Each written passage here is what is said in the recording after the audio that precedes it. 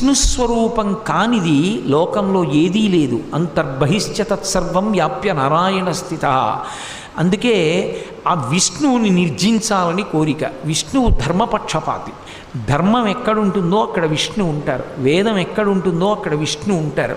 అందుకే శ్రీ మహావిష్ణువు ఎప్పుడూ దేనిని రక్ష చేస్తుంటారు అంటే వేదములను రక్షిస్తుంటారు. వేదరక్షణమే లోకరక్షణము, గోరక్షణమే లోకరక్షణము.